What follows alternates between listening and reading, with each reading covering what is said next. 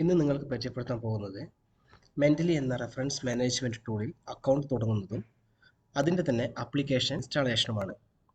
അതിനായി നിങ്ങളുടെ കമ്പ്യൂട്ടറിൽ ഏതെങ്കിലും ഒരു ബ്രൗസർ ഓപ്പൺ ചെയ്യുക. ഞാനിവിടെ ഓപ്പൺ ചെയ്യുന്നത് ഗൂഗിൾ ക്രോമാണ്.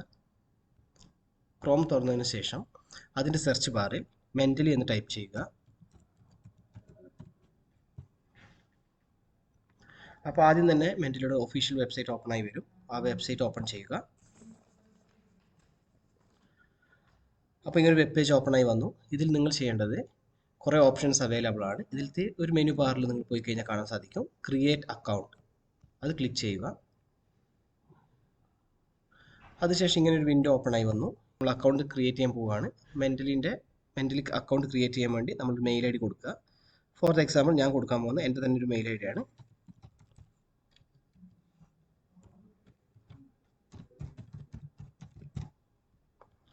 എന്നിട്ട് കണ്ടിന്യൂ കൊടുക്കുക.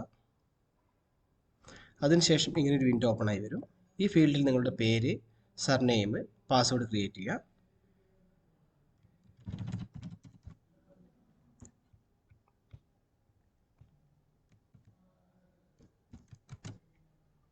പാസ്വേഡിന് റൂൾ ഉണ്ട്.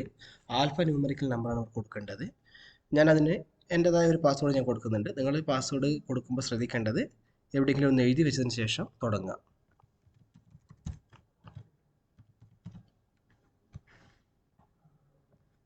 രജിസ്റ്റർ ക്ലിക്ക് ചെയ്യുക.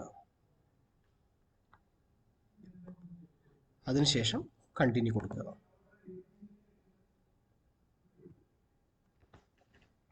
ഇപ്പം നിങ്ങളുടെ അക്കൗണ്ട് ക്രിയേറ്റ് ആയി കഴിഞ്ഞു.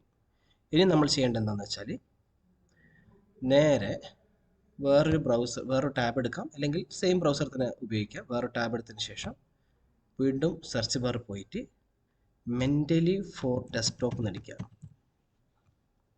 ഡെസ്ക്ടോപ്പിൽ ക്ലിക്ക് ചെയ്യുക. അപ്പോൾ കുറേ റിസൾട്ട് അവൈലബിൾ ആണ്. അതിൽ നിങ്ങൾ സെലക്ട് ചെയ്യേണ്ട ഒന്ന് സൂക്ഷിച്ച് നോക്കണം. ശ്രദ്ധിക്കേണ്ടത് ഈ മെൻ്റലി ഡെസ്ക്ടോപ്പ് 1.19.5 എന്നൊരു ഓപ്ഷൻ കാണിക്കും. കാരണം ഇതിൻ്റെ തന്നെ കുറേ വെർഷൻസ് അവൈലബിൾ ആണ്. ഈ വെർഷൻ എടുത്തു കഴിഞ്ഞാൽ നിങ്ങൾക്ക് കുറച്ചും കൂടി ഈസി ആയിട്ട് ബിബ്ലിയോഗ്രഫി ആഡ് ചെയ്യാൻ സാധിക്കും.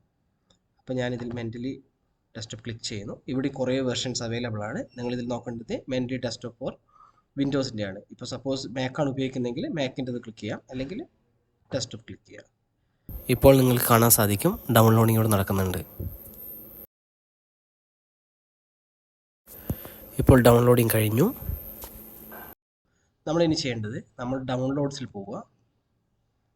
ഡൗൺലോഡ്സ് പോയതിന് ശേഷം നമ്മുടെ ആപ്ലിക്കേഷൻ നമ്മൾ ചെക്ക് ചെയ്യുക. നമ്മൾ ഡൗൺലോഡ് ചെയ്ത ആപ്ലിക്കേഷൻ ഇതാണ്. ഇത് ഡബിൾ ടാപ്പ് ചെയ്യുക.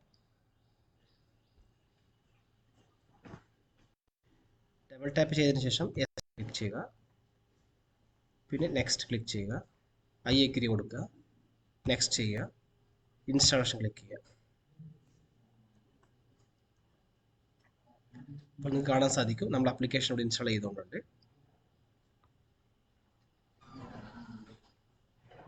പിന്നീട് ഫിനിഷ് ക്ലിക്ക് ചെയ്യുക. ഇൻസ്റ്റാളേഷൻ കഴിഞ്ഞാൽ നിങ്ങൾക്ക് കാണാൻ സാധിക്കും ഇവിടെ മെൻ്റലിയുടെ ഒരു ഐക്കൺ നമ്മൾ ഡെസ്ക്ടോപ്പിൽ തന്നെ അവൈലബിൾ ആയിട്ടുണ്ട്. നമുക്കത് ഡബിൾ ടാപ്പ് ചെയ്യാം, അല്ലെങ്കിൽ നേരത്തെ കണ്ട പോലെ ഒരു പോപ്പപ്പ് മെസ്സേജ് ആയിട്ട് ഇത് ഓപ്പൺ ആയി വരും. അപ്പോൾ നമ്മൾ ഡബിൾ ടാപ്പ് ചെയ്ത് ഓപ്പൺ ചെയ്യുക. നിങ്ങൾ ക്രിയേറ്റ് ചെയ്ത ഇമെയിൽ ഐ ഡി പാസ്വേഡ് കൊടുക്കുക.